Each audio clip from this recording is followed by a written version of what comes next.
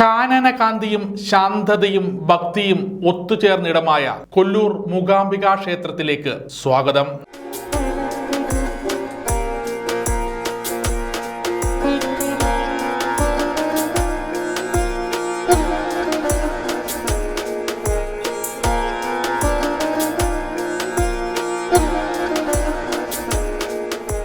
വിശ്വാസവും ഭക്തിയും മാത്രമല്ല, കാണാനും ആസ്വദിക്കാനും കഴിയുന്ന നിരവധി കാഴ്ചകളാണ് കുടജാദ്രിയിലേക്ക് ഓരോ ഭക്തനെയും ആകർഷിക്കുന്നത്.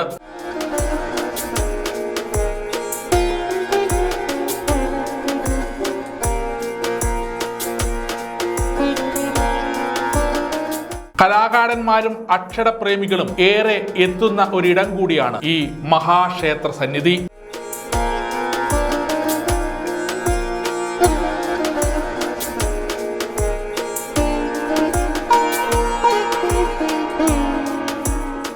കൊല്ലൂർ ഗ്രാമത്തിന്റെ മധ്യഭാഗത്താണ് മൂകാംബികാ ദേവി കുടികൊള്ളുന്നത്.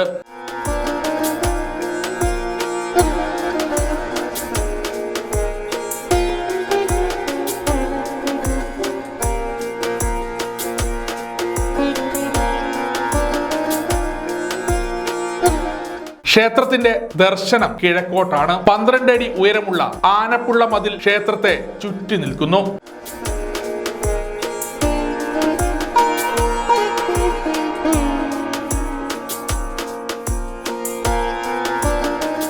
കിഴക്കും പടിഞ്ഞാറും ഭാഗങ്ങളിൽ 2 ഇരുനില ഗോപുരങ്ങൾ. ബലംപിരി ഗണപതി ഭഗവാന്റെ ഒരു ചെറു ക്ഷേത്രം തെക്ക് കിഴക്കേ ഭാഗത്തുണ്ട്.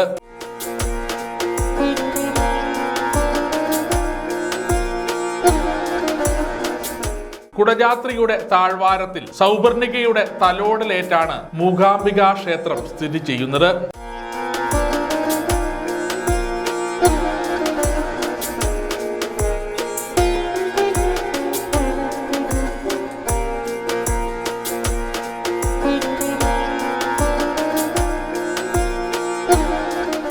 സ്വയംഭൂലിംഗത്തിന് പുറകിലായി ആദി ശങ്കരനാൽ പ്രതിഷ്ഠിക്കപ്പെട്ട ശംഖ് ചക്ര ഗദാധാരിയായ പഞ്ചലോഹ നിർമ്മിതമായ ദേവി വിഗ്രഹവുമുണ്ട്.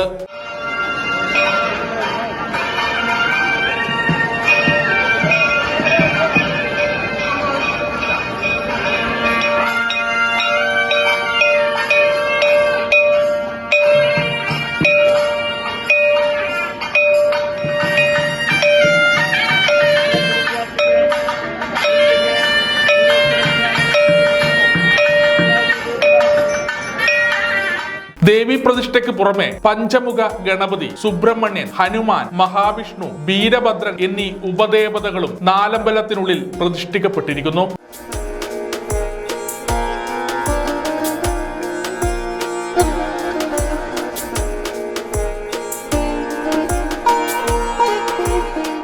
മൂകാംബികയുടെ ചരിത്രം അക്ഷരങ്ങളുമായി ബന്ധപ്പെട്ടതുകൊണ്ടായിരിക്കാം ഈ ക്ഷേത്രം അക്ഷരപ്രേമികളുടെ കലാകാരന്മാരുടെ ഇഷ്ട ഇടമാണ്.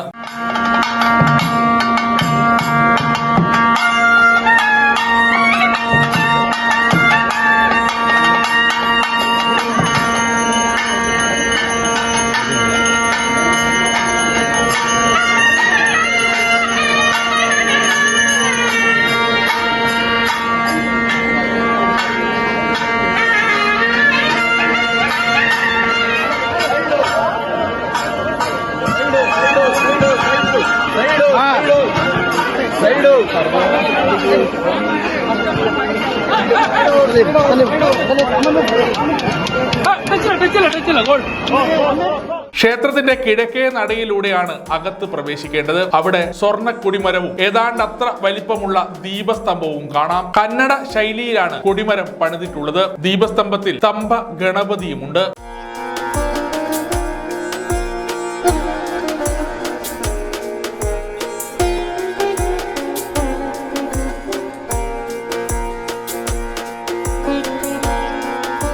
തെക്ക് കിഴക്കേ ഭാഗത്ത് പടിഞ്ഞാട്ട് ദർശനമായി സുബ്രഹ്മണ്യ സ്വാമിയുടെ ശ്രീകോവിലാണ്. സുബ്രഹ്മണ്യ സ്വാമിയോടൊപ്പം നാഗദൈവങ്ങളും ശ്രീകോവിലിൽ പ്രതിഷ്ഠിക്കപ്പെട്ടിട്ടുണ്ട്.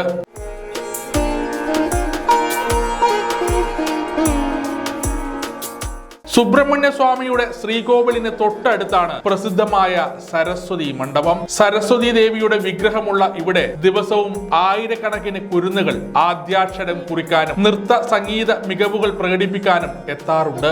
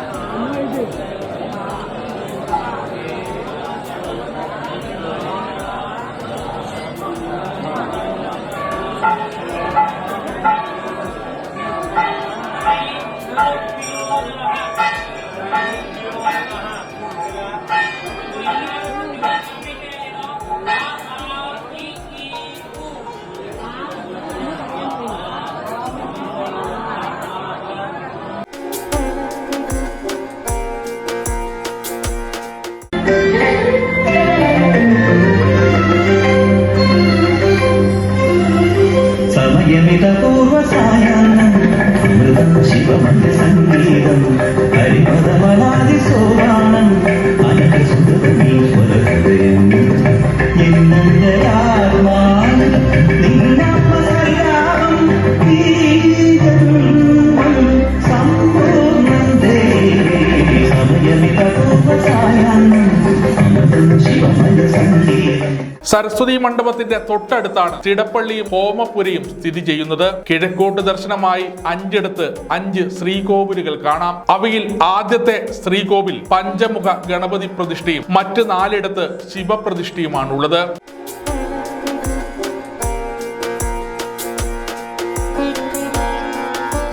വടക്ക് കിഴക്ക് ഭാഗത്ത് പടിഞ്ഞാറോട്ട് ദർശനമായി ദക്ഷാന്തകനായ വീരഭദ്രൻ കുടികൊള്ളുന്നു. ദേവിയുടെ അംഗർഷകനാണ് ഇവിടെ വീരഭദ്ര സങ്കല്പം.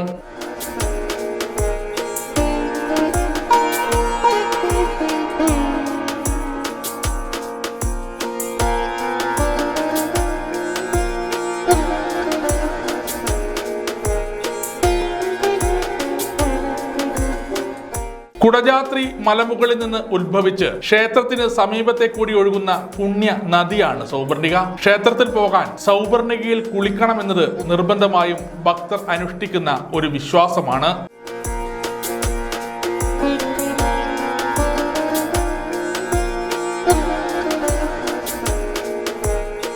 പുണ്യ നദിയെന്ന് കൂടി അറിയപ്പെടുന്നുണ്ട് സൗപർണിക. ഒട്ടേറെ ഔഷധ ചെടികളിലൂടെ ഒഴുകി വരുന്നത് കൊണ്ട് തന്നെ സൗപർണിക നദിയിലെ കുളി സർവ്വരോഗ നിവാരണത്തിനും ഉത്തമമെന്ന് കരുതി പോകുന്നു.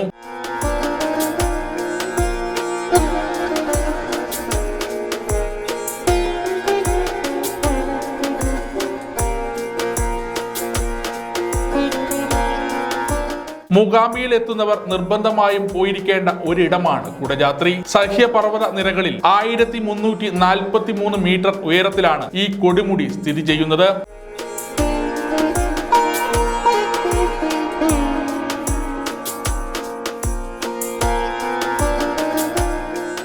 മൂകാംബിക ക്ഷേത്രം കുടജാത്രിയുടെ താഴ്വരയിലാണ് സ്ഥിതി ചെയ്യുന്നത്. പല അപൂർവ സസ്യജാലങ്ങളും ഔഷധ ചെടികളും പക്ഷി മൃഗാദികളുടെയും ആവാസ സ്ഥലം കൂടിയാണ് ഇവിടം.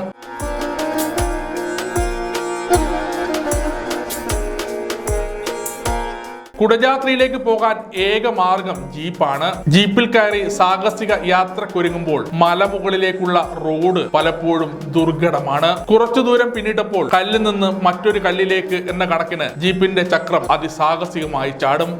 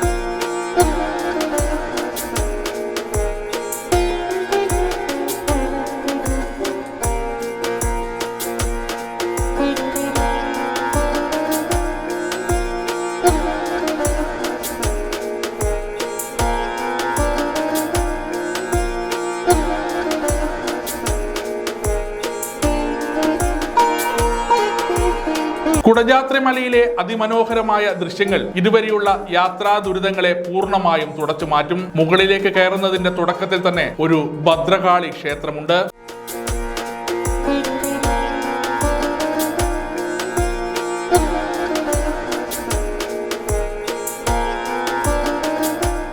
വനപ്രദേശങ്ങളിലൂടെ മുന്നോട്ട് നടന്ന് ഗണേശ ഗുഹയും കടന്ന് ആദിശങ്കരന്റെ സർവജ്ഞ പീഠത്തിലെത്താം.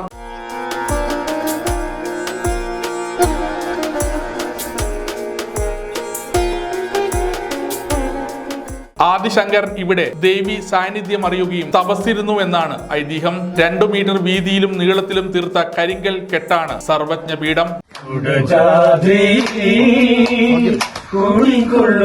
മഹേശ്വരി ഗുണദായിനി സർവസുഖകാരിണി കദര ഹൃദയ സരോവര നെരുനേൽ ഹൃദയാഭൂ. അത് കണ്ട് ഇടുങ്ങിയ പാതയിലൂടെ താഴോട്ടിറങ്ങിയാൽ ചിത്രമൂല ഗുഹയിലെത്താം.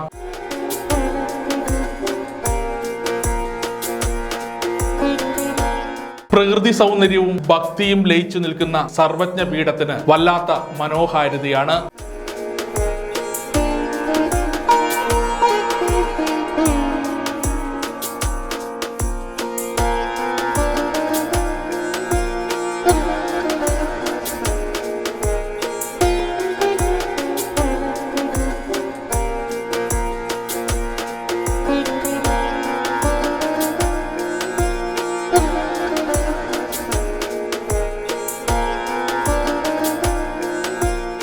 വന്നാലും കണ്ടാലും കൊതിതീരാത്തത്ര മനോഹരമായ കാഴ്ചകളാണ് ഓരോ മൂകാംബിക ദർശനവും ഭക്തന് നൽകുന്നത്.